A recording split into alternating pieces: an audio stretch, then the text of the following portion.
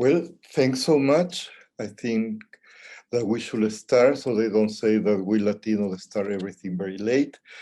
My name is Carlos de la Torre. I'm the director of the Center for Latin American Studies at the University of Florida. And to me, it's an honor to be presenting this panel today, or this Conversatorio more proper. Conversatorio is a term that does not exist in English or Spanish. It means an open conversation about what is happening in the Colombian protest. And for this, I want to first of all start by thanking Camilo Giraldo from the School of Journalism and Communication for his leadership in putting this together. We have three panelists. Our first panelist is Juan Rojas. He is an MA student at the Center for Latin American Studies, and he is originally from Colombia. Juliana Restrepo Sanin is an assistant professor of political science at the University of Florida. Her current project is entitled Violence Against Women in Politics in Latin America. She's analyzing violence and harassment against women politicians, its relationship with democratization, and the creation and impact of different measures to address this problem. She's also part of a collaborative research project on engagement with the justice systems in Colombia and in Chile. And Pilar Oseche is an associate professor of economics at the Center for Latin American Studies and at the Food and Resource Economics at the University of Florida. Dr. Useche received her doctorate and master's degree from the University of Wisconsin-Madison and her BA in economics from the Universidad de los Andes. Her research is in the areas of economic development and technological change, rural welfare, and social inequality. And I want to thank all of you for being here. We're going to start, I will be moderating this. So what I would like to start is by asking Pilar first, then Juliana, and then David, then Juan David, about the context of this protest. What is the economic context, the context of the epidemic, and the humanitarian crisis? So, Pilar? Yeah, thank you, Carlos. Yeah, I mean, this pandemic came in a very bad moment.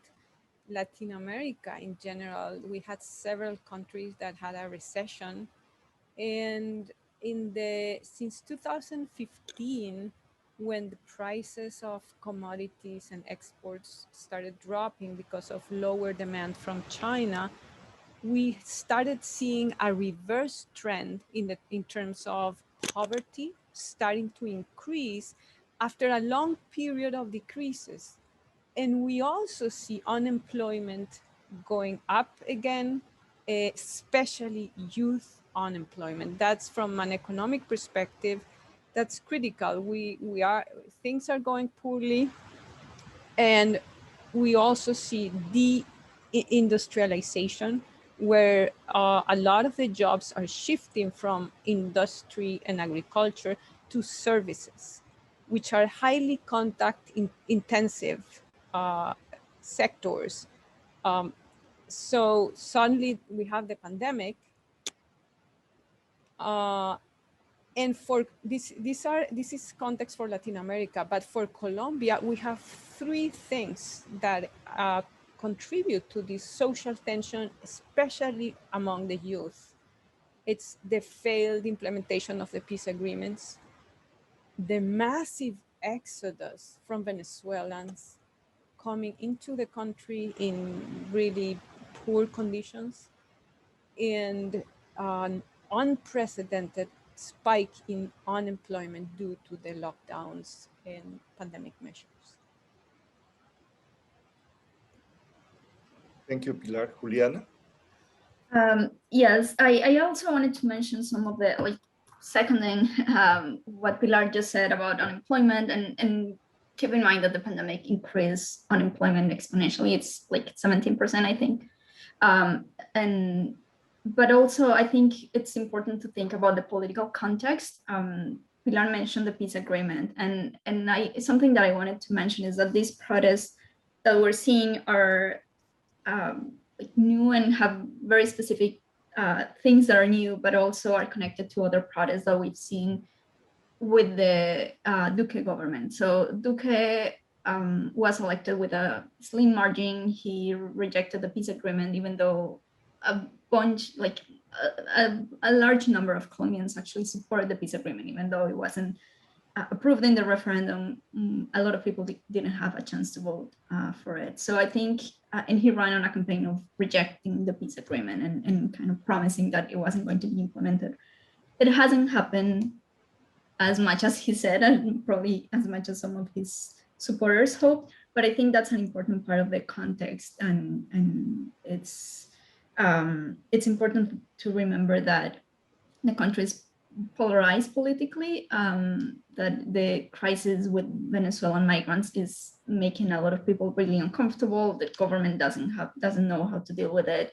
In the country, there are growing voices that were not listened to before. Like we know, like the country tends to be more right-wing than other countries in Latin America, and we usually didn't hear much about left-wing voices that promoted the redistribution, other than talking about them as guerrilla, right, in the context of the conflict. And now a lot of those voices have demobilized, but also people who've never belonged to the guerrillas are raising those issues, and that's part of why people are so unhappy. Like people are concerned about inequality, about unemployment with the pandemic, about poverty that has increases right now. As 42% of the population is under the poverty line, which is, like, Colombia has 48 or 50 million people, so it's almost 20 million Colombians.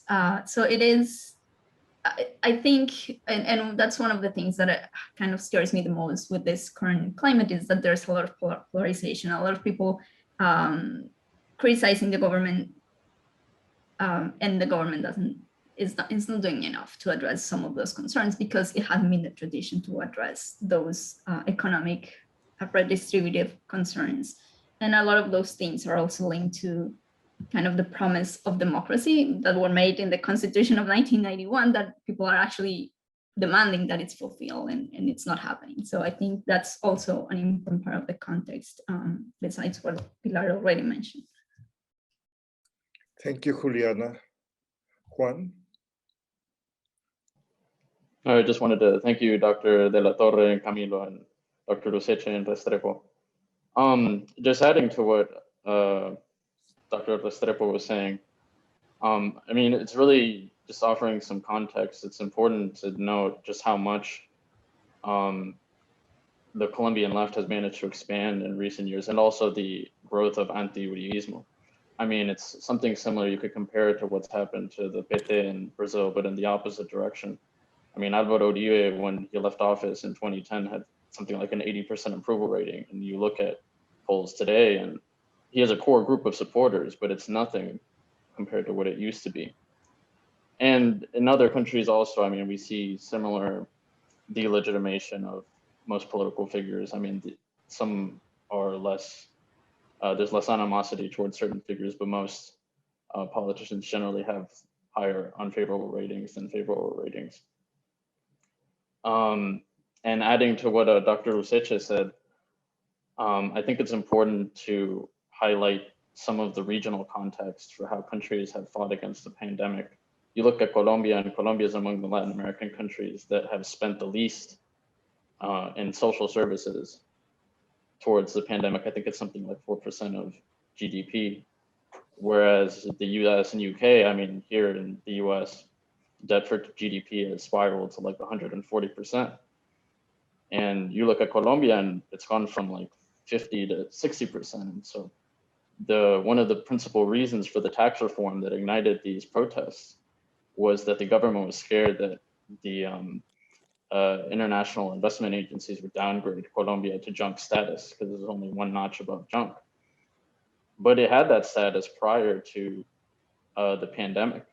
And Colombia is regarded as a really fiscally responsible country in Latin America, hasn't defaulted since the 1930s. But what you see from a lot of citizens is a questioning of the current order. So the country is very fiscally responsible, and that has its benefits. I mean, Colombia generally has consistent growth, but at the same time, who are the ones that most benefit from that growth? Thank you. Do you, Pilar or Juliana, do you want to add something before we move to another topic? Perhaps it will be interesting that some of you provide sort of a chronology of the events. So, or perhaps among all of you, you can provide a chronology of what happened. Who wants to start? So I know that I can say what I know, what I've been able to follow. I know the protests began around April 28, and they have been consistent protests every day since then, even though there have been lockdowns in the cities, especially and during the weekends. And the protests initially were because of a tax reform that will heavily tax the middle and lower classes. It would increase sales tax, which is already ridiculously high in Colombia. For those of you who don't know, it's 19%, and it will expand it to like necessities and funerary services and public utilities. That's kind of the spark of the protest, even though we've seen protests in the past year and to the pandemic response. But that's what sparked the more national and the paro nacional, which is what's been called. And the response of the state has been basically with violence. Eventually, I can't remember the date, but the government withdrew the tax reform and started negotiating initially with political parties, with some political parties, not all, like the more traditional political parties. Although those negotiations were kind of not very transparent. And for now, what we know is that the reform, or what I understand is that the reform has been withdrawn, and they are negotiating what to do with the protest, because the protest obviously has been ongoing, even though the initial spark was the tax reform. I don't know what else. That's what I know.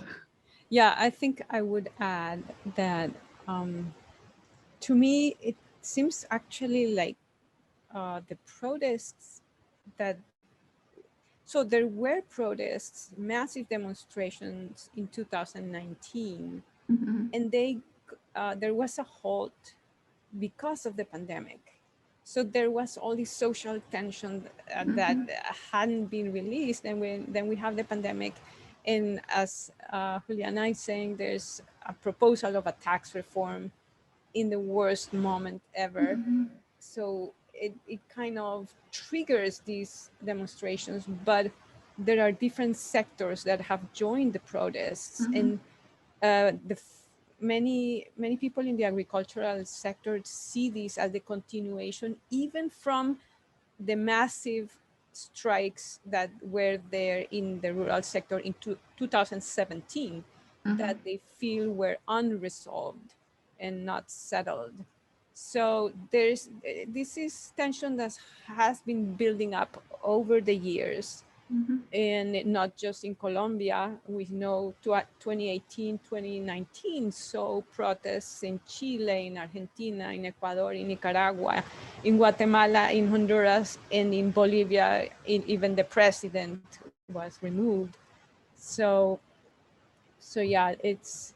I feel like there's this buildup of tension across different sectors of society that exploded, and now society is being highly polarized.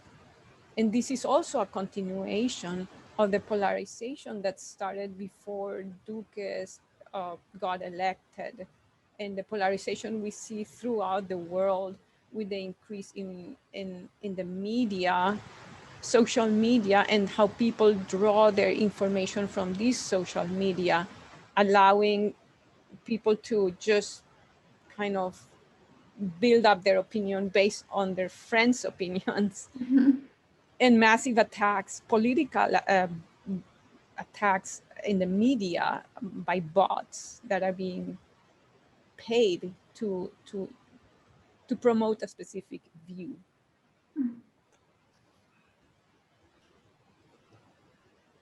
So, yes, sorry. I'm sorry. I just wanted to add that some of those protests that Pilar was mentioning, the government at some point negotiated with peasants and with indigenous groups that had protests, but he never fulfilled, like he never complied with the promises he made. And I think that's part of the dissatisfaction that's building up in this current wave of protests, that people don't really seem to trust the government. So, Juan, please. Yes, and what Dr. Usecha said was absolutely true. I mean, really, the pandemic was something of a truce to the unrest we'd seen before during like 2019 and 2020. And well, I mean, I think it's really important to mention also the case of Javier Ordóñez at the end of 2020 that ignited a lot of protests too, and has given the current protests the dimension of police brutality. And the what makes these protests so terrible really is the scale of repression that is just not comparable to what we saw before. And that's something that's really changed, both escalation from security forces and also protesters. So let's move to the topic of violence. I mean, on the one hand, you have a very violent response from the government, and you also see tactics of collective violence from protesters. But can we generalize that to Colombia as a whole, or are there regional variations in different cities that are controlled by the Uribistas, or cities that are in the hands of more progressive mayors? So I would like you to please address the issue first of regional variations, and second on the dynamic of violence, because you guys have talked about polarization, but what is peculiar or more scary about the Colombian case is that polarization ends up in violence, especially violence, state violence from the government against protesters. So Pilar, do you want to go first? Yeah, I think when we hear the news and the international media, everything is being thrown in the same bag. So it's like there's violence everywhere, and definitely there's been areas that are more violent than others. We have, first of all, we have massive numbers of people demonstrating peacefully. You could say until 5 p.m.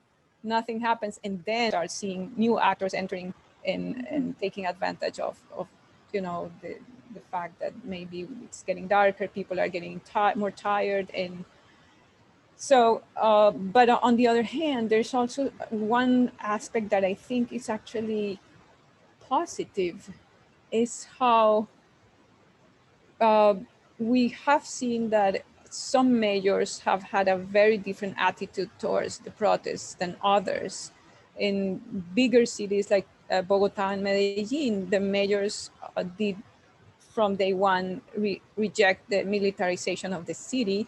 And even before that, in 2019, they created in Medellin, a secretary of peace was created, or no violence, which started acting and creating groups in order to prevent violence during these events. Similarly, the Bogota mayor has done lots of pedagogy with the police, and with the people, trying to create protocols to say, okay, no police force is gonna be used until this point, but people have to make sure that they don't cross this point. And this has resulted in the fact that only, at least officially, there's only one death in Bogota and Medellin since the protests started this year, while over 40 deaths have occurred in a lot of them in Cali and Pereira and other smaller cities where the reaction has been different and where people were not perhaps, there was not such level of awareness. Again, the Bogotá mayor also created these human rights protection groups trying to monitor violations of human rights from either party and trying to, and another group that follows up on these complaints. So that puts the eyes on both protesters and police, and it hopefully, I mean, for a city of 8 million inhabitants, I think maybe that's something positive to see, that there hasn't been massive events like the ones that happen in Cali with people, civilians shooting at each other and police shooting at civilians.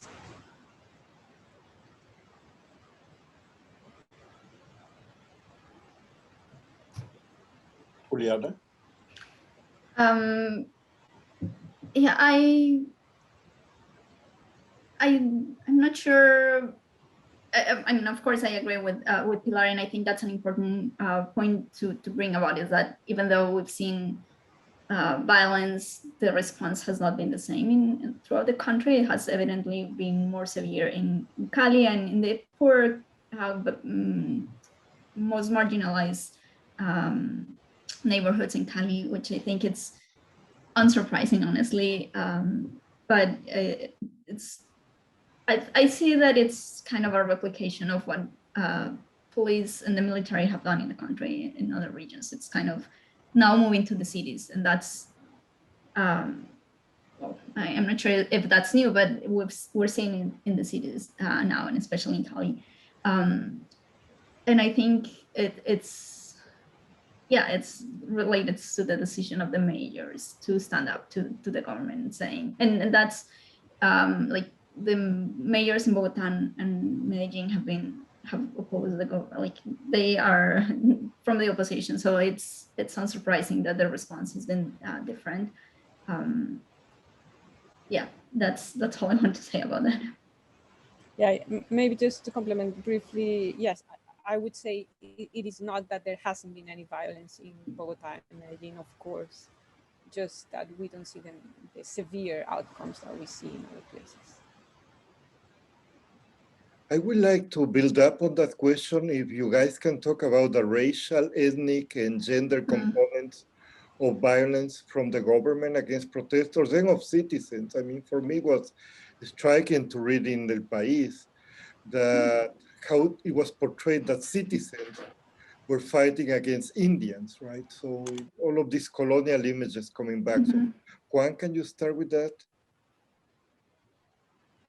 Yes, well, that was a very specific case that happened in Cali. It was very troubling. But in Cali and much of the country, the issue is that there are a lot of blockages of roads, and that's led to a lot of issues with shortages of goods. And in the city, the indigenous Minga, which is like an association of indigenous peoples from Cauca, had staged a march to the city. But were blocking the road, and because of the shortages, there were a number of armed citizens that were hoping to end the blockages of the roads and open fire on some of the indigenous Minga. Yeah, and then in addition to that, and I think Carlos, you made a really good point about the language that's being used, and most of these things are being discussed over Twitter and Instagram and social media in general. The language used by some politicians about the Minga specifically is portraying them as if they were not Colombian citizens, which I found really disturbing. Is people, there was a senator, I think, or former senator, who was actually asking the indigenous peoples to go back to their resguardos, which is like their reservations, similar to the reservations here in the United States, as if they were not Colombian citizens, and as if they didn't belong in Cali, as if they didn't have the right to protest, which just to remind everyone, Colombia's constitution is quite democratic, and it protects a lot of civil and political rights and social rights. So that's disturbing. I also wanted to mention that this also happens along racial, not just ethnic lines. A lot of the people protesting in the neighborhoods in which this is happening are neighborhoods in which Black people live, which tend to be poorer than other neighborhoods, and have been ignored and neglected by the Colombian state. And so that's something that's important to highlight, is the racial, ethnic, and kind of policing of racial and indigenous demands. And also to mention that some of the instances of police brutality have been actually by gender, and there have been some reports of sexual violence by the SMAT, which is the SWAT, basically. So not as, or so far not as extensive, and I think more worrisome or more kind of numerous are the reports of violence against Afro-Colombians and indigenous groups, but also to keep in mind that police have been abusing women sexually. That's at least some of the reports point to that. Yeah. Yeah, I think we have seen. I mean, the event with the Minga was pretty dramatic, but as Juliana is saying, a lot of the polarization is, I would say, not only racial and ethnic lines, also socioeconomic lines. I was looking actually at, I don't know if you have heard of this place called Puerto Resistencia, which is one of the epicenters of violence right now in Cali. And I heard this is the district of Agua Blanca. So I looked for it, and I remember some of my visits to Cali were talking to entrepreneurs. And I mean, I work with many entrepreneurs that are exporters, because I have focused on the rural sector a lot in my work. And many of them were proud to say that almost 75 or 70% of the arable land in the country is in sugarcane, in the Departamento Valle del Cauca. And then we were trying to promote some social responsibility funding, trying to get this funding to do some projects. And somebody working on these social responsibility projects was telling me, yeah, we're trying to get money from the entrepreneurs to build these sports spaces in the east of the city, where there's such a high population density, and they have very, very few sports, places where they can do sports. So we were trying to promote this project, but then, so I went to look at numbers, because I am an economist and I like to look at numbers. And I want to show you, maybe I will share this with all of you.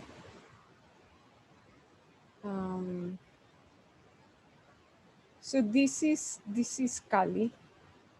And we see that the red area is the Distrito de Agua Blanca.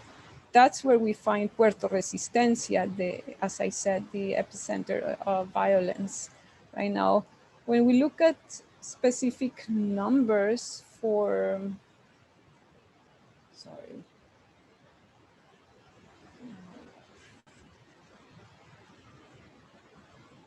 for that area, in terms of population density, we can see this is the distribution of households in Cali. Basically, the dark red is where you have more than 77 households per hectare. This is 10,000 square kilometers. So walk 100 meters in one direction, 100 meters in the other directions, and you have about 80 households in that area. So that's where what we see. Something else that we see in terms of potable water consumption, or this is just consumption of water. And we see this is the area that has one of the lowest consumptions of water per capita. Similarly, in terms of energy, you see this is the area that has the least consumption of energy in, or had in 2018. And something else like the cases of family and sexual violence, this is the area that has the most. So that's what I talk about, what I'm talking about when I see there's this was a pot waiting to explode. And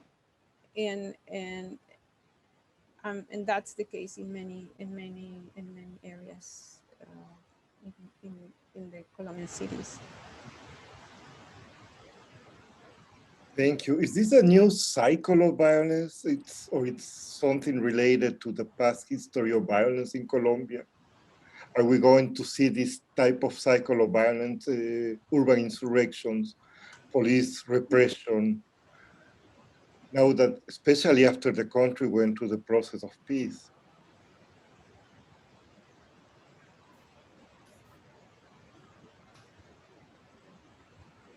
I'm not sure it's that new. Like there are things that are new, but also the state in Colombia, like the military and the police, have responded with violence in the past.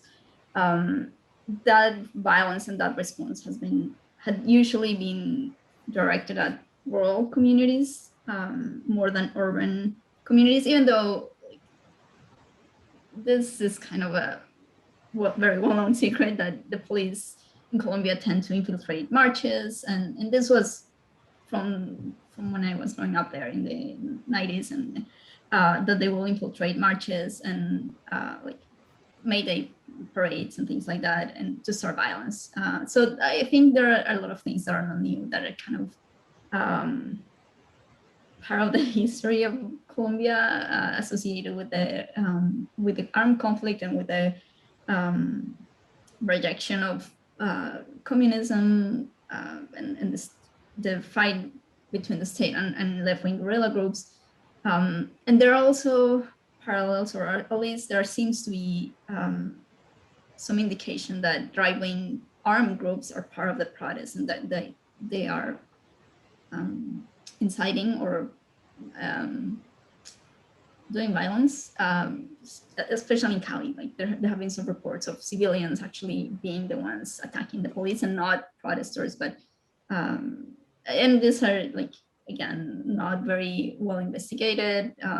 But I'm not surprised if that's the case, because that's part of the history of the country, of armed groups both on the left and the right fighting. And so in that sense, I don't think some of this violence is new, but I think the scale in which it's happening, especially in the cities, it seems to me that it's new, and kind of seems to be very much open, or much more open than it was in the past. And I think part of the excuses used by the government seem to be old, in the sense that they are accusing protesters of being terrorists and guerrillas, and now they also accuse them of being Venezuelan.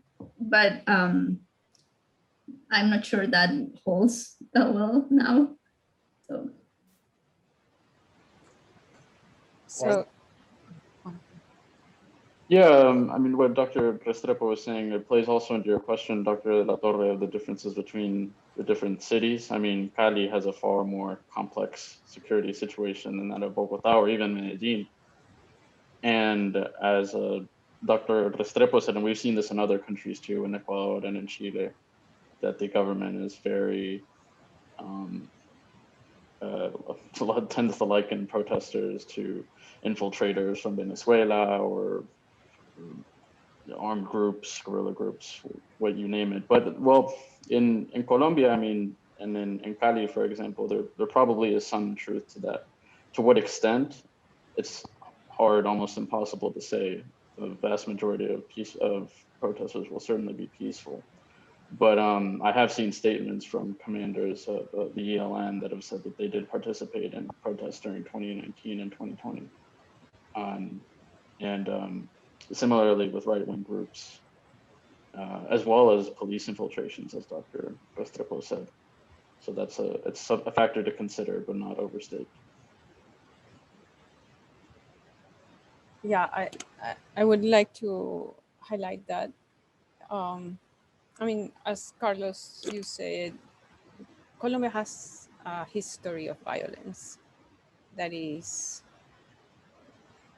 I think, for the region, even for Latin America, it's very high. And there is that violence permeates culture. I only became most aware of this when I left the country and I was sharing with other Latin American people things like a Peruvian friend telling me, yeah, a taxi driver like once kind of kidnapped me, and he asked me to take out the money from the cash machine. And I started screaming at him and telling him, you are stealing the money from my savings. What are you doing? And I looked at my friend. I said, how did you dare do that? He could have shot you. And she looked at me and she said, Colombian. Like only in Colombia, or, she was saying like that didn't even cross her mind at that time. It did cross my mind. But so we see this history of violence, and however we also see these moments of opportunity and hopefulness, like the peak. We had a peak of violence in 2000, between 2000 and 2010, that we saw slowly go down. I am analyzing a particular data on conflict, presence of armed actors, homicides, and since 2010 all the way through 2016, 17, everything started going down. And there were many regions that had a lot of violence, and that you don't see any more violent shocks in 2016. So in my mind, yes, there is some resurgence of conflict, of violence right now. However, as you say, it's a different type of violence where we're seeing it shifting to the cities, and in a context of polarization where it's civilians against civilians.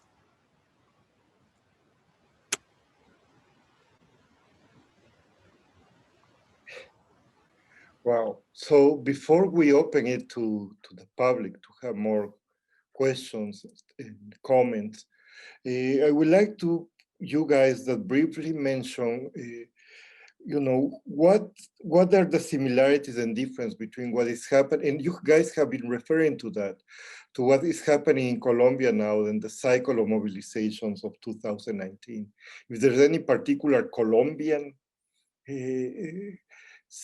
particularity in these protests, perhaps the level of repression, perhaps not.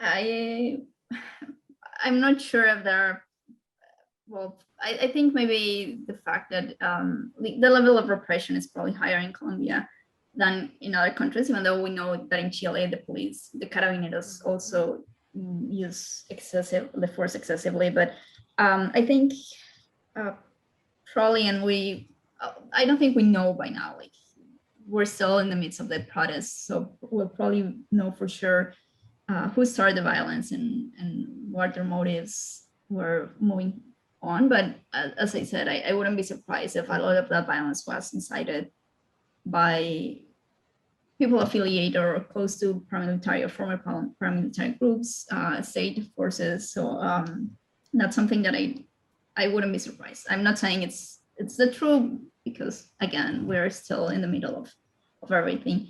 But I also wanted to mention some of the similarities that I found really interesting. And we've talked about Chile. It's like, so I'm part of a project in which we're studying access and engagement with the justice system in Colombia and Chile.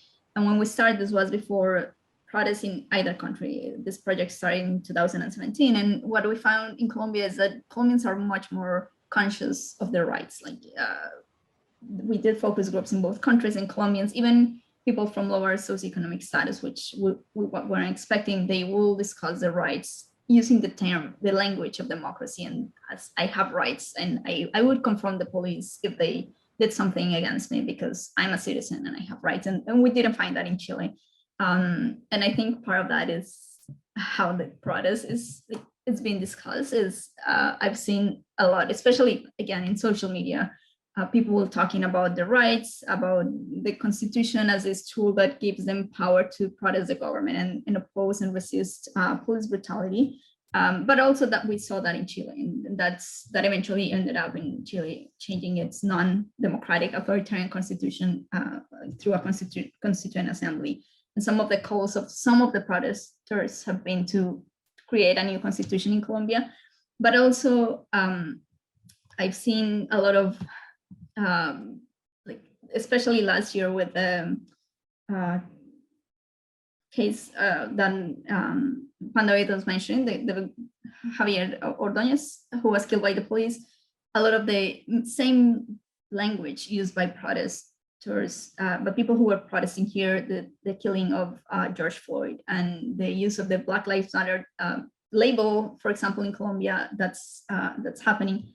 And I thought this was really interesting. Some of the protests in Colombia, they broke down one of the statues in Cali, the statue of Sebastián de Belalcázar, who was the founder of the city. He was a Spanish conquistador. And I found that really interesting, the connection with here, some of the movement for Black Lives Matter protesting the statues of Confederate soldiers. So I found those connections very, very interesting. It's just how this wave of protest is connected to other waves of protest, not just in Latin America, but also here in the United States.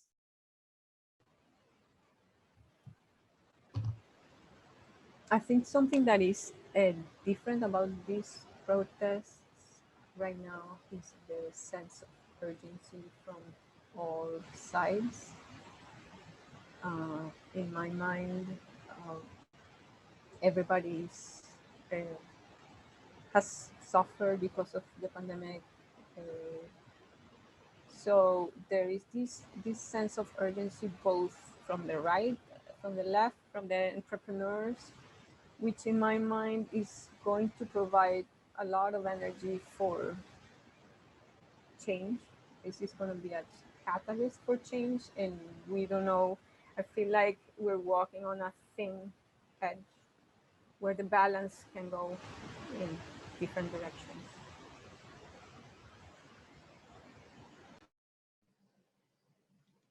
Juan? I would also compare the current protests in Colombia to those we saw in Chile during 2019. I do think a lot of the business as usual politics of the economic system is a big factor in the protests that we've seen, but Colombia does have its unique particularities, especially the peace process. Unlike Chile and Peru, for example, I do think that despite how despised a lot of political figures and a lot of the population sees its leaders, I think the sides are pretty entrenched and polarized. For the foreseeable future, I think the Udismo will continue to be a powerful force, as well as on the left, it's reasonable. I would like to make a remark on a comment somebody made, which is also something that seems quite unique in the region. I don't know. Well, I'm not aware of how prevalent it is in other countries, but how since 2018, I think, activists and environmental and human rights leaders have been selectively killed in incredible numbers. That is very, very worrisome, and doesn't bode well for a future, you know, concerted idea of getting out of the conflict through concerted dialogue. Okay, so Sorry. no, go ahead, please. Regarding that, what Pilar just mentioned, the killing of social leaders in Colombia, it has been worrisome, and the government has downplayed it as not systematic, but just personal issues.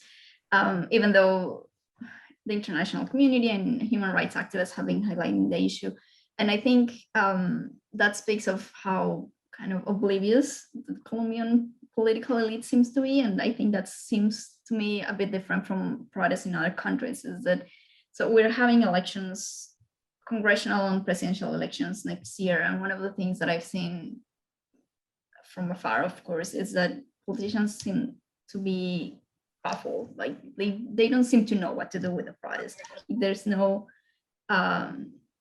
even like both left-wing and right-wing politicians, they seem to confused about what demands they should include in their own platform, and I'm not sure if that actually will happen, that they will address the demands of the people who are protesting in their own campaigns in the future. So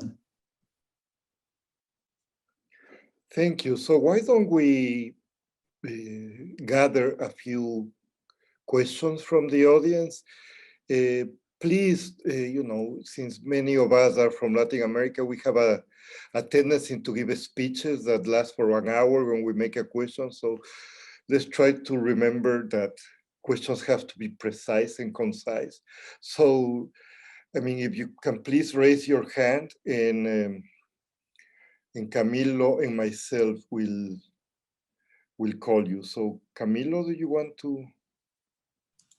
Yeah, thank you, Dr. De La Torre, and thank you everyone for joining this conversation. I just wanted to ask you all a question that is actually on the statement and the title of this Conversatorio, and it's the question, where is the country going? Because as Dr. Restrepo was mentioning before, there's kind of like a lack of leadership in the country.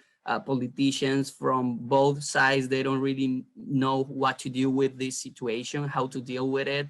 Also because there's not a unique group of people making the demands. It's like a scattered group with different demands. There's a national committee for the strike, but there's also many other groups with different demands. A lot of students, people that don't feel represented by anybody. And actually, a Colombian analyst, Sandra Borda, was saying this past week that no politician in Colombia knows what to do and how to solve this problem. So what do you all think it's the future of Colombia? Where are we headed right now?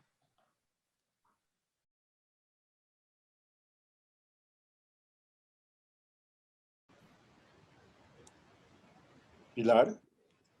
Well, I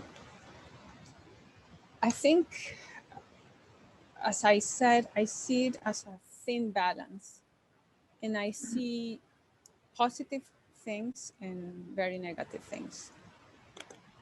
In my mind, the future depends on who will listen to, who the people are going to listen to, who the president and the government are going to listen to. There are incredible initiatives from academics, from entrepreneurs. Everybody is making proposals. People are stopping, and they have made lots of proposals even, the church, former peace negotiators, everybody's chiming in. And I believe there are some very valuable proposals there that, if taken into some sort of big dialogue, could pull in people from different sectors. To me, that's critical, that there's buy-in from all different sectors and not just both left and right. That, to me, that's the most important thing. That's my optimistic side, that if that happens, that would be, perhaps would bring positive change. We see how a city like Medellin, that was in the depth of violence in the 80s and 90s, has changed. So I believe, and this has been an effort of consultation between government, entrepreneurs, and civil society. On the other hand, if we listen to polarizing voices that are calling for more repression, in my mind, I even understand how some people see, when they don't trust the government, they don't trust the institutions. It's like when you are in the Wild West and you think there's no way to stop this violence other than with, tanks and repression. That's how a lot of people see this. But you need to include them, to show them that there's another way that is possible. But if that side dominates the conversation and we polarize, the country gets polarized in left and right, I think then there's not a lot of hope for positive change. Yeah, I agree with Pilar that this is like a critical moment, and I think even though the protests, like, there are a lot of different sectors within the protests, and sometimes it doesn't seem that they can agree, but I think the broader, more generalized demand is that Colombia, it's a very unequal country. Like, it's with Chile is the most unequal country in the region, and the wealth and land distribution in the country is really skewed. So I think that's kind of the root of the problem, is that the promise made by the 1991 Constitution of a country that it's fair and that it's democratic, hasn't been realized for most people. So I think as long as those who are in power and are more privileged are willing to share and to include those other voices and to seriously take their needs into account and work to resolve those issues, there's hope. I'm not very optimistic, honestly, because that's been the history of Colombia, right? But as Pilar said, there are a lot of initiatives in the private and the public sector that are interesting and important and should be pushed to promote a different type of country. But yeah, that's my take. Juan? Well, referring to the broader question, I'm not too optimistic either. I think that it's very possible that protests could continue, although it's hard to know how long we could keep this going in the context of a pandemic, and Colombia is experiencing a very, very complicated situation with cases and deaths from COVID right now. But I mean, I think that for sure what we'll see, unfortunately, is a radicalization, most likely from both sides. I think Uribismo will probably put forth next year a candidate that's more on the hardline side. And on the left, I'm not so sure, but I'm not so optimistic. Okay, so we have 3 questions from the audience. So let's take the 3 questions. So Juan, you were the first one, Juan Lozano. Hola. ¿Me oyen? I'm sorry. Hi. Can you guys hear me? Yes. Okay. So my question is also on the chat. I am a young Colombian American who sympathizes with, you know, the feeling of being in Colombia and being harassed by a policeman and not being able to record him. I mean, I think in the United States we feel empowered and we know our rights, as you guys say, in the United States, and there's no hesitation. If a cop is doing something shady, you record them, you put it on Facebook, and it's a feeling, it's an immediate feeling of, okay, I have some leverage here. You know, you don't feel impotent and powerless and abused. You feel like this is kind of a check and balance situation with the authority. So my question is, you know, considering how many, the high percentage of these protesters that are young folks like myself, as you say, they feel abused by the cops. Do you guys believe that a solution, a possible solution could be some sort of initiative that protects the right of the civilian to record policemen with your phone? And, you know, you could call that civilian journalism or whatever. I don't know how that would look, but if that were an initiative and a platform that a presidential candidate pushed or that an activist group pushed, do you guys believe that that could lower the flame a little bit? Thank you, Juan. Carolina Pinto. Okay. I want to tell you that I don't have any political affiliation. I disagree with leadership, and I think the government needs to work for us. So definitely, I'm not who is going to win the elections the next year, but definitely I will make my best decision. I consider that Black Lives Matter definitely is a good movement, but they never entered to the complex apartment. They never tried to burn police. As we saw in the news for 50 police that they almost were burned for the protests.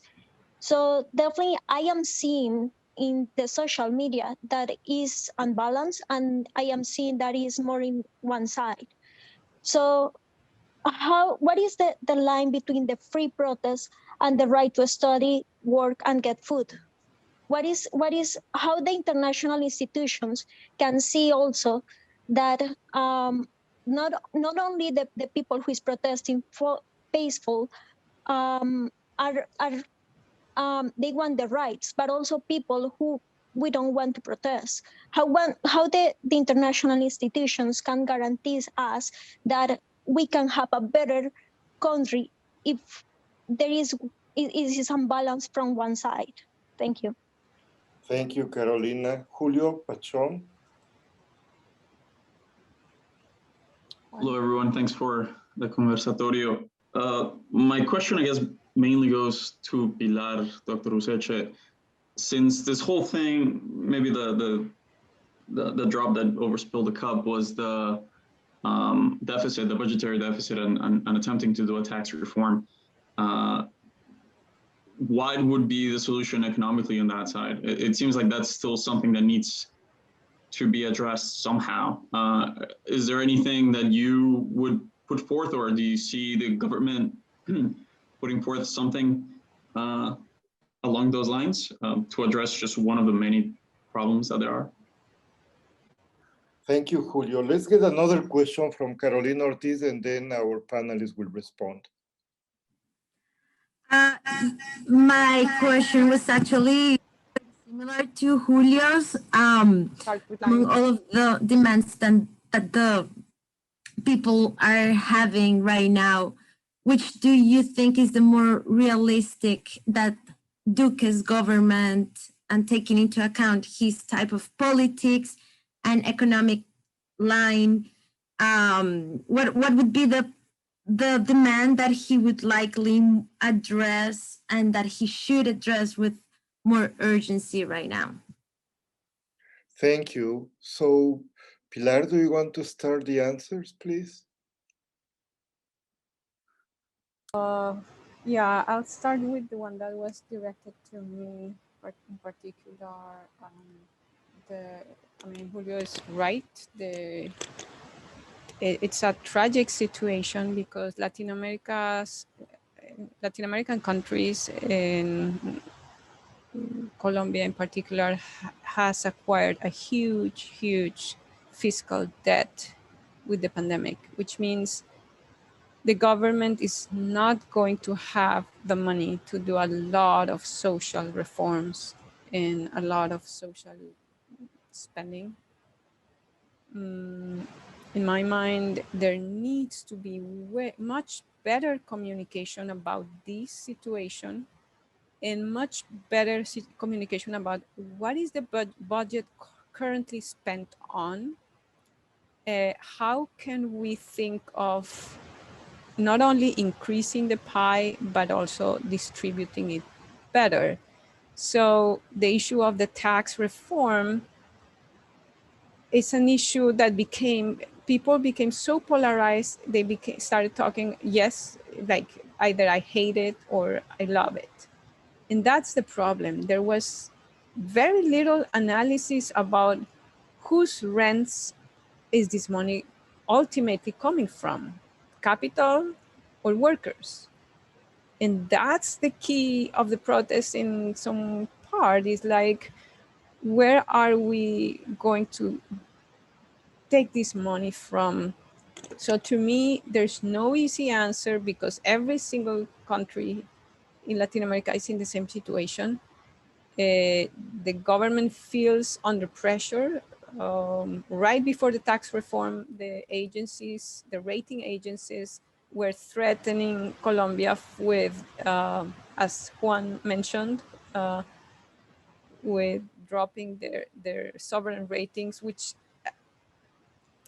is very bad for the country because the country is not gonna get credit from foreign investors, which is gonna lower even more the possibility of social investment. However, in the short run, I think normal people don't relate to that. It's like, in the short run, it doesn't affect me. It probably affects more the people who are part of the financial system and who are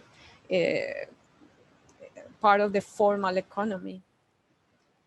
So in my mind, this discussion about budgetary deficit and where we are going to draw resources for what needs to be given, and people, every sector will have to commit to compromise, because there's not going to be money for everything, and there's going to be money for little.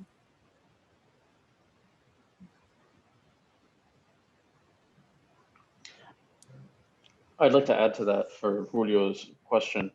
I mean, really, everyone agrees that some sort of tax reform is necessary. The issue at hand really was how. I mean, the Duque administration named this law sustainable solidarity. Well, the problem was they were raising taxes on everyone but corporations and the very wealthy. So it's sustainable solidarity for whom? But as I said before, really what you can see is that, sure, the global financial system is unjust. The US can get far more in debt than Colombia can. But some sort of a tax reform is necessary. The question is making it fairer and trying to meet the demands of citizens as best as possible, understanding that there's a very complex financial situation. I'd like to add to Juan David. It's very interesting to see. I mean, a question I was asking myself is, yes, the Colombian government's always been so worried about not defaulting on the debt, but then you see other countries like Argentina and Ecuador who have defaulted several times. And and you wonder, how do they survive? Are they worse off? I mean, I'm not making a statement about what's better, what's worse, but I think all the realm of possibilities have to be analyzed, and there should be some serious calculation of what are these possibilities, what are the pros and what are the cons. Juliana? Yeah, I just wanted to emphasize what Juan David was just saying. It's like, it's clear that Colombia needs a tax reform, and it more generally a reform to the economic system. As I said earlier, Colombia is amongst the most unequal countries in the region, and the pandemic has aggravated poverty and increased inequality. So it's clear that something needs to change, but the change shouldn't be the poorest in Colombia shouldn't burn the burden of that change and compromise. Like, needs to be made, but it hasn't have to be. Like, there are some people who should be kind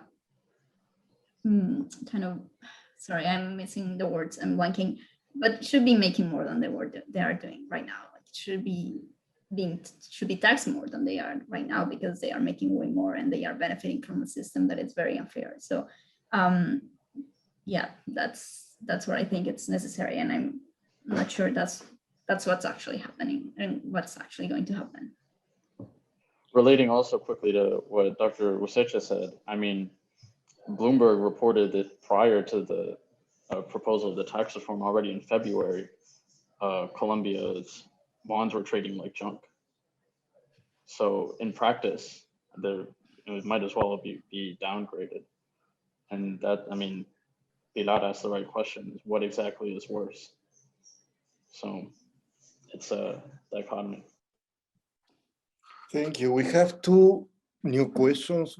One was put in the chat by Rosana Resende, and there's Nicolás Rojas. So, Rosana, can you? Yeah, Dr. De La Torre, sorry, I just wanted to tell you that there are a couple of questions that were asked that I don't know if you guys could comment on those two questions so they don't get forgotten. One is Juan's question about what to do if we should be able to record cops, and or how to protect that right of recording cops in Colombia. And also Carolina asking, what about the people that don't want to go out and protest and that they're being affected by this? How do we this problem? I actually wanted to respond to Juan's question. I'm not saying it right now, but I think that's of course a huge issue, like not being able to record policemen especially when they are abusing their power and like, I mean, there's like pulling street vendors stuff up and things like that. So there is a longer history of police or the issues of not being able to record police officers. But I don't think that solves the problem. I mean, of course, that will probably make some of them question, but the reality is that we know police abuse the power for a long time. I mean, what I mentioned of street vendors, that was common in Medellin, that they will just pull their merchandise up and steal it, or basically make it go away and beat them up, and nothing will happen, even though people, and there will be evidence of those abuses. I think that wouldn't change. That may change something, but I don't think it's the systemic response that is necessary. Yeah, and to respond to Carolina's comment, I think, so I agree that violence, especially against civilians and looting, that's unacceptable. I don't think that's the answer, even though sometimes it's understandable. And as I was saying, we need to also look at who's promoting that violence, and in that way, in what ways the state forces may be promoting different violent responses, but I agree that people who don't want to be involved should be left out of. Like, it's not acceptable that a cleric in a store is suffering violence or losing their livelihood because their stores were destroyed. She also mentioned something about balance of the coverage, and I think that's important. I think coverage of protests, and we're talking about this, how the Minga was covered, for example, by El País de Cali versus El País de España, for example. I think that's something that it's important, but it goes both ways. It's not just that the international community is worried about human rights abuses, which of course are happening, and which even if there may be some other issues that could be highlighted, the fact is that the police has been abusing their power, and that has to be, and international human rights organizations have been reporting or receiving reports of people who have been disappeared, who have been murdered, and the state, and especially a democratic state, shouldn't abuse their power. Like, there is no space for state violence in a democracy. So I think that's something that is really important to keep in mind. Is I'm not condoning violence from protesters, but also I think it's violence coming from the state in a democracy or in a country that wants to call itself a democracy is absolutely unacceptable. I would like to complement that to answer to Carolina Pinto. I feel that it is important to, I think everybody's suffering. Entrepreneurs are suffering, protesters are suffering. And this is, I mean, it's very hard. I feel that one exercise that was very useful was the one that the mayor of Bogota did, where she was aligning the expectations of all the sides by saying, creating some rules. This is what is allowed, and this is what is not allowed. Being very clear and communicating about that, and also communicating about how are we going to react if somebody starts breaking the windows of a store. She tried to do this in steps. First, we're going to bring this level of prevention. Then we're going to have to use more strength, but there was never, say, bullets involved. So I think this would be a very useful process in establishing these rules, because I feel like every side sees the right to somehow, even if it is violently, preventing the other side from doing what they are doing. And that's where there should be a consensus on all sides.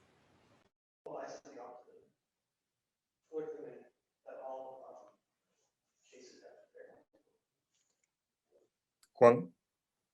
Oh, I completely agree. And I mean, I, for example, wouldn't be quick to condemn, well, I wouldn't be quick to judge either side with what happened in Cali, for example, with Aminga.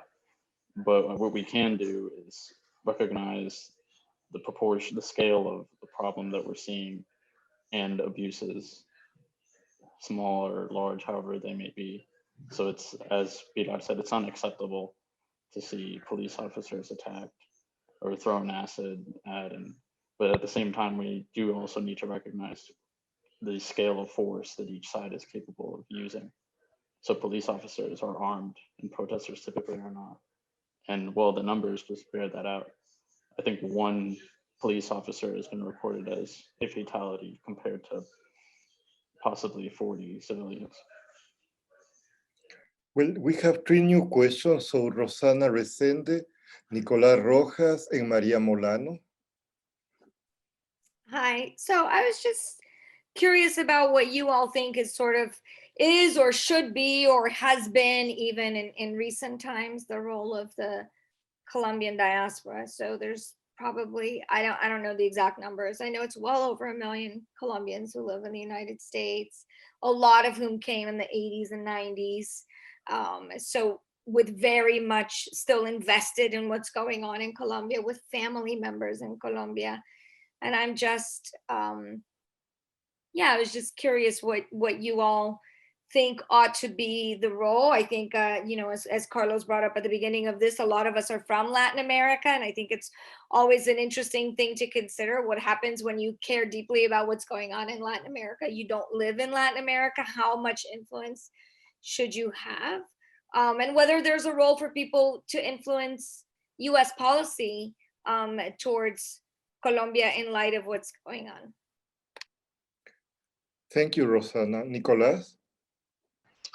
Hi, I had two comments. On one, I would be interested to know what is the current percentage of the budget that is going to service the debt in Colombia?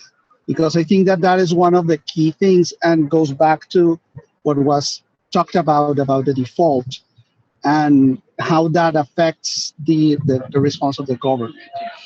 The other is what would be perceived as the possibly authoritarian responses from the government, plus some adjacent news that have been surrounding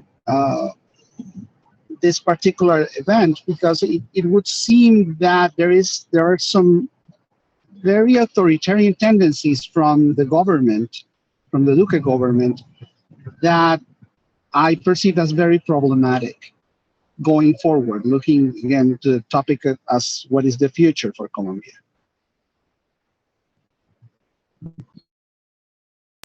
I was talking mute. Thank you, Nicolas. Maria? Thank you very much. I'm sorry if the noise in the background is a little much, but I would first like to add a comment about Dr. Rosende's question regarding the response from the Colombian community abroad. Personally, as a student here, born in Colombia, I want to share with everyone that in Miami and in a lot of other cities in South Florida, many students have been joining. We have many WhatsApp groups talking about what we can do to influence US policy, talking about what we can do to create more awareness about what's going on. There's been a lot of press coverage on protests that have occurred in Miami. And people, the youth we feel urged to do something and to provide more dialogue and more debate. So while I feel that many adults don't have a positive response to what's going on in support of creating awareness, they're blaming, you know, vandalism and all of these things, the youth is very, very involved. And also I wanted to ask my question about censorship.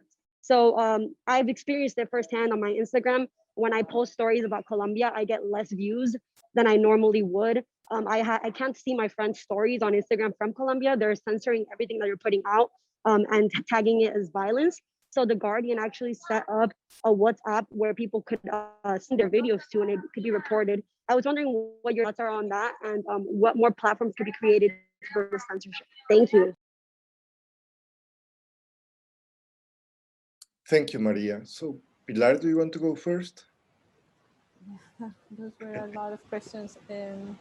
For Maria, I have a group of friends in Germany. They are creating a platform for sharing videos and sharing information. I could put anyone in contact with them. It's in a safe way.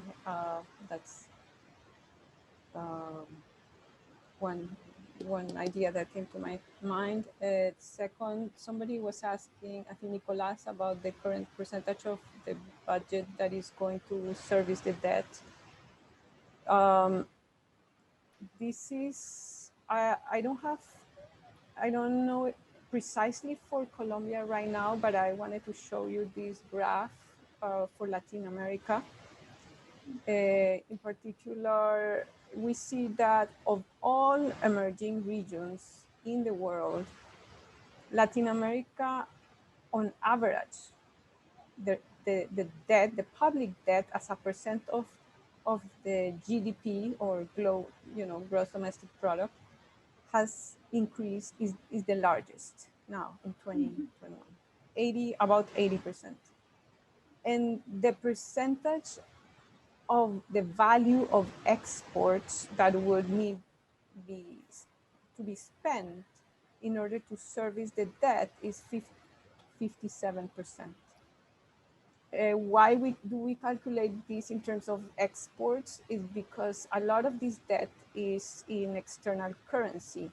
So we need to have external currency to pay it. So that's why we calculate in terms of value of exports. But that also makes you see that the countries for which it is going to be easier to service that debt are countries that are selling major exports in the world, like right now, copper and other mining products. These countries are Peru, Chile. Colombia, in turn, is right now, the majority of the exports are based on oil. So we have a situation where if the oil prices increase, Colombia is gonna see an advantage. If they decrease, the crisis is gonna be 10 times worse. So that's part of the answer to kind of let you know this is like a dynamic situation. The debt is also going to increase if the interest rates in the United States increase. That's gonna be problematic across Latin America because those rates are an anchor for all different interest rates. And the percentage and the value of the debt is going to increase and the service is going to increase as soon as the US starts increasing rates. So luckily the Fed has spoken and people don't expect them to increase rates anytime soon, but that's something to keep in mind right now. Juliana? And sorry, just to address Rosanna's question. I believe there is in the Colombian diaspora there is a huge difference between older generations and younger generations, as Maria was suggesting. And I see also older generations are not willing to subscribe to, say, traditional newspapers. They are receiving their news through WhatsApp. And unfortunately, these are the circles of polarization. They're getting all types of news. I have 8 aunts and uncles, and they email me with these materials that they receive, and I just cannot believe the types of lies that they receive, and they get scared. So I feel like part of the role of us is also reaching out to those generations, maybe trying to be soft on our ideas and what we believe is right, to try to reach an understanding. And sorry. So kind of, I think that would be that's something very important, reaching out to those generations, as well as I believe in Colombia, talking about the future. Older generations have to reach out to younger generations. And to me, the most pressing initiatives right now are to make the future of younger generations look better in terms of employment, health, education.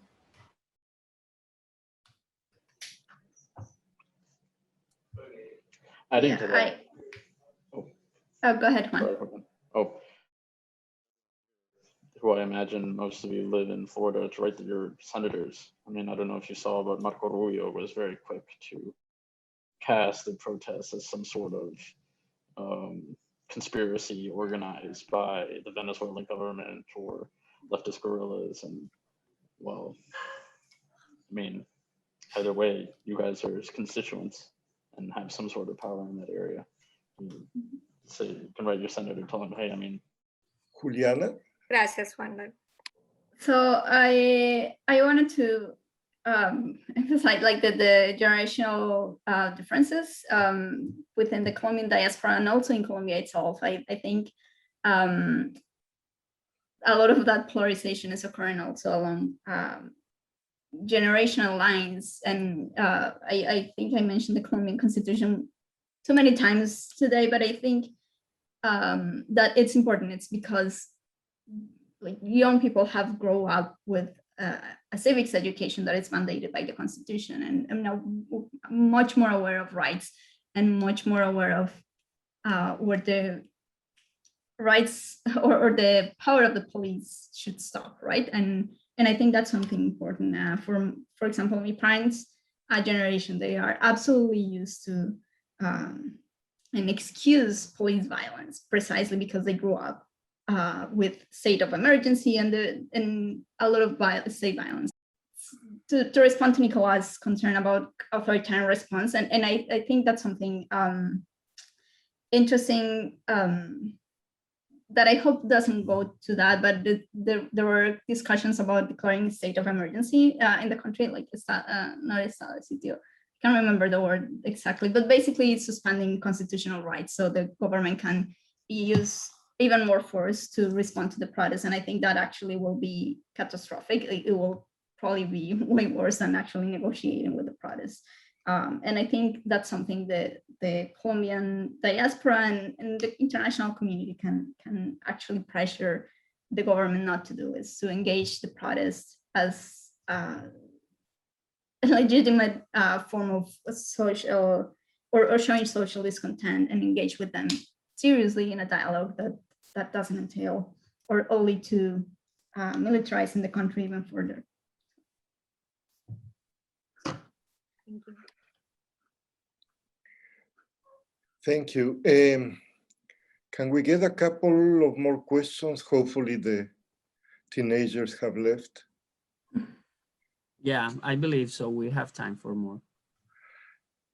And I just want to speak positively about teenagers, because a lot of our students are teenagers and are here at like Maria Paula Molano asking important questions of this. Yes. So I'm not talking against teenagers, but no. it's a teenager attitude. I would love to be a teenager again, but you know. Okay, 2 more questions, please, or 3, or however you want.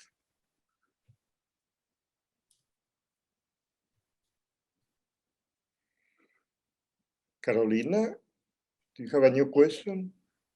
Yes, I would like, because as far as I know, people is not talking anymore about Venezuela, and in Colombia, obviously, all the citizenships are afraid that Colombia becomes as Venezuela. So, what do you consider that are the most important to keep, obviously, the respect for the protests, but also we keep our democracy, because obviously we don't want dictators, and dictators can be right or left. So do you trust, what do you consider that are the most important to not become as a country that has a dictator? What do you consider that are the important things or the important aspects that can make our constitution stronger to that?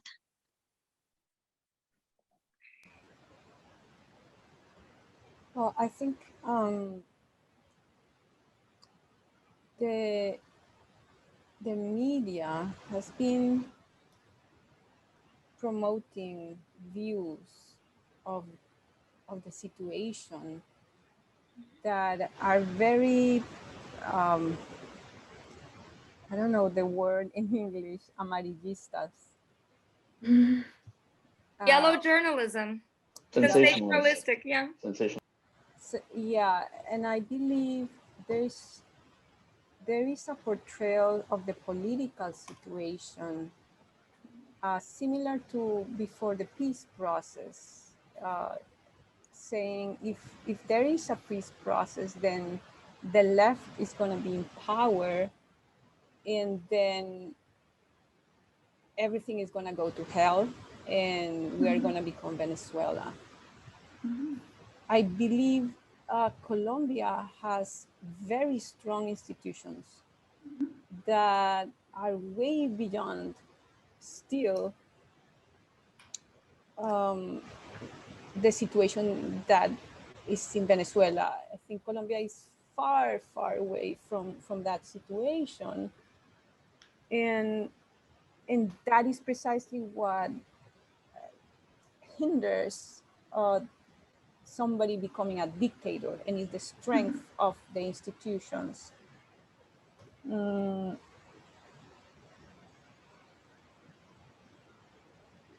I do see how a lot of the media, or at least the social media, is promoting information that shows the situation as if these protests were organized by some dark left-wing force, kind of in an orchestrated way.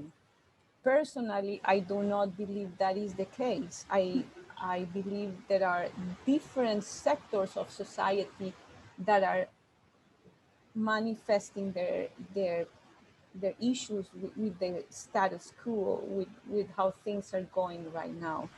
So to some degree, I guess that's my answer. I don't believe this is an orchestrated movement that is going to lead to a dictator to take over the country. That's my own view after reviewing information from different sides, the left, the right. Yeah, I agree with Pilar. I think Colombian institutions are way stronger than Venezuelan institutions were in the 90s and in the 2000s. And in that sense, I don't think Colombia it's really at risk. And I mean, it can happen everywhere. Like in democracy demands that citizens are involved and aware and hold politicians accountable. But I don't see a Venezuela situation happening in Colombia. And again, like the protests, like there is really not evidence that the protests have been orchestrated by, as some people have said, by Maduro or Diosdado Cabello in Venezuela. There's no evidence of that. I think if Colombia wants to avoid a dictatorship, it demands that citizens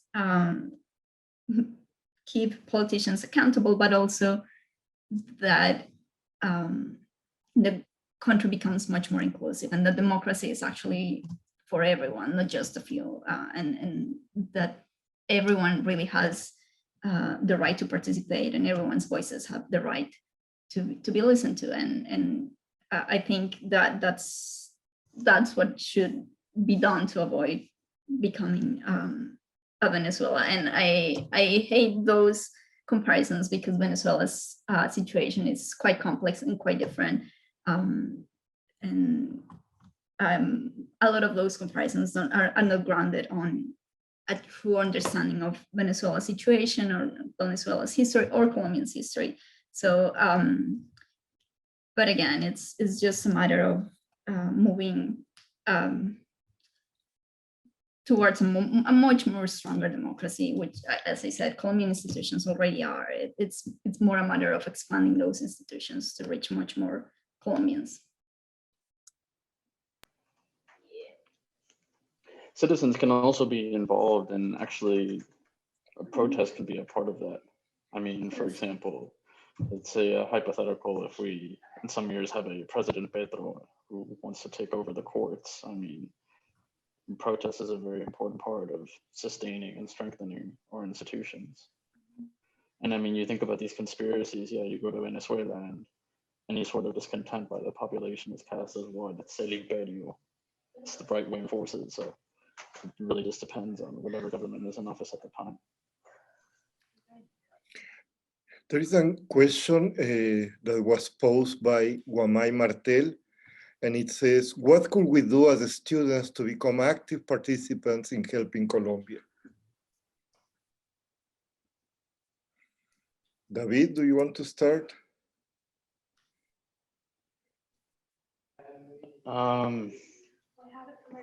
Yeah. Well, you can attend events like this. As I said before, yeah, I would encourage you to write your senators or representatives. I mean, especially in Florida, the amount of international clout that our elected officials have in Latin America, especially Marco Rubio, who has kind of outsourced a lot of Latin American policy during the Trump administration. But even still, he has a lot of clout. Definitely reach out and be informed. Try to look at diverse media. Yeah, there will always be some sort of bias. And yeah. And there are also student organizations. Like Maria Paula has been organizing students in Miami as well. So there's protests being going on in Miami and other in South Florida. I mean, it's hard to think that that will actually make an impact, but I think it does. It just shows support for Colombian citizens and the right to protest and to peaceful protest. I will say. So I think that's also something that you can do.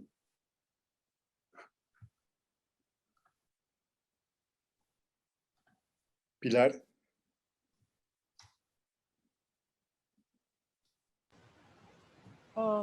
I think I said something along those lines in terms of reaching out to other generations. I think students have the energy and yeah, older generations need listen to them. There is a question here from Aura Cuervo. Do you think the national government is reacting to the protests in ways more characteristics of dictatorships or democracies?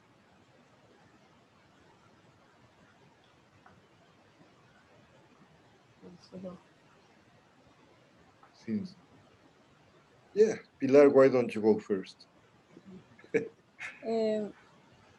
I think, well, personally, I don't like to characterize things in terms of these abstract terms. I think it's more useful to analyze the reaction of the forces in different cities and under different circumstances.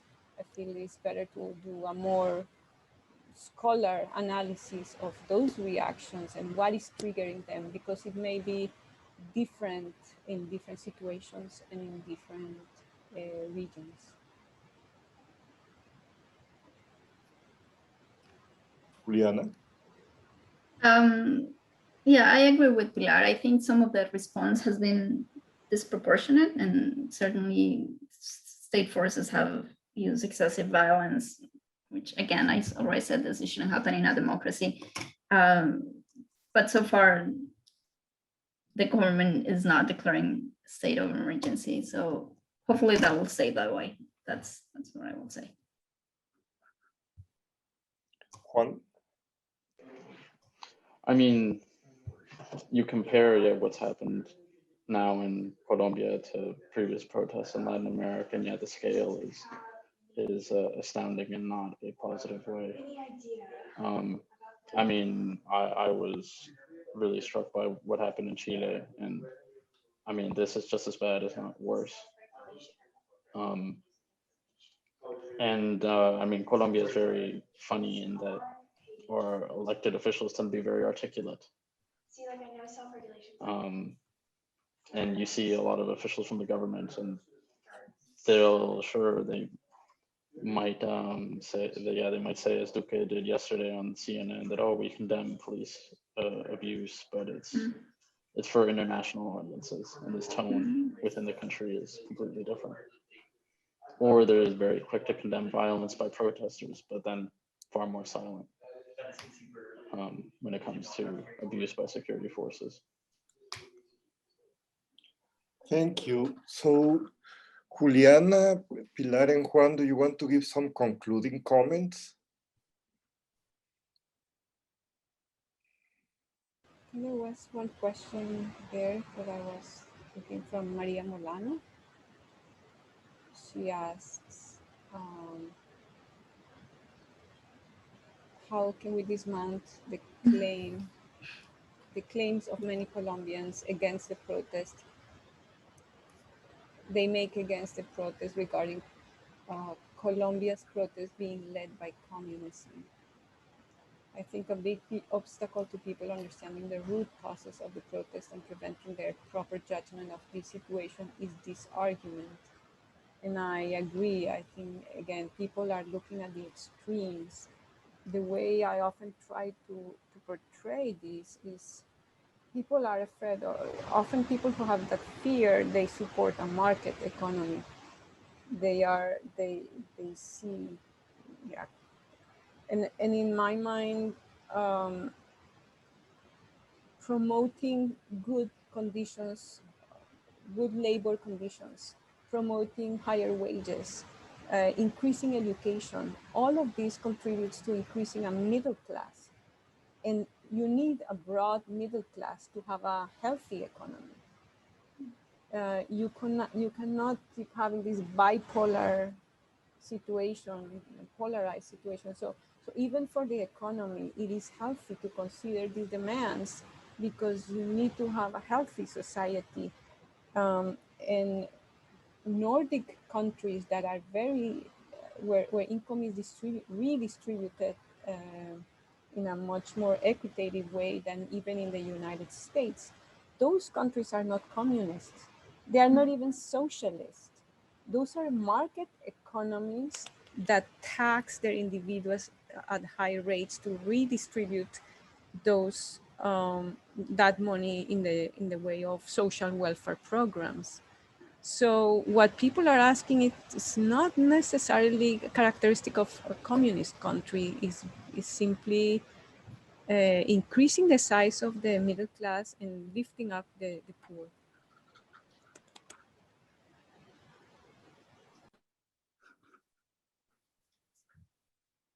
Juliana? Yeah, I think that's a really good argument. It's, I had to deal with my fair share of people saying that the protests are communist or led by communists. But even if in the most absurd scenario, this is not true. But if they were, they still have the right to protest. Like being a communist doesn't, you don't give up that right, right? And Colombia is still a democracy. So even if that were the case, people still have the right to protest and to demand that the government function differently. If that happens and people actually buy into the communist ideology in Colombia, which won't happen. Colombia is not a,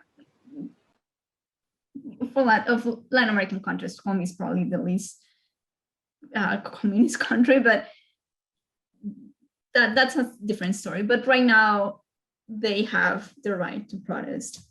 And again, it's not the case. Like that's just propaganda.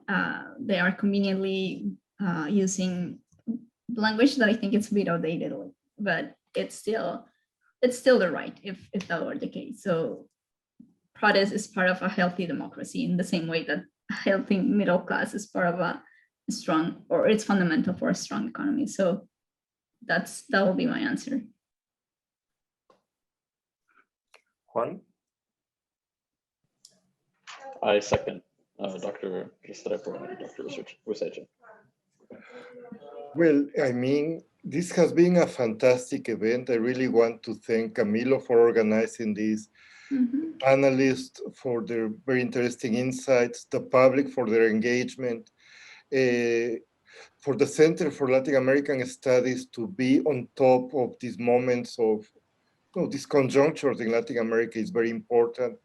And so I really appreciate the engagement and the support of the Colombian students and faculty in making this possible. So thanks so much and see you soon. Camilo? Yeah, I just wanted to recognize a few people that worked on the organization of these too. Aurora Martinez from NAHJ, Carolina Ortiz, Claudia Campo, Evelyn Zúñiga, Jocelyn Donoso, also from NAHJ, Juan Manuel Montealegre from the center, and Valentina Sierra. They all have worked really hard to make this happen. So I just wanted to say that out loud so you guys know that this has been a work of many people to put this together so quickly.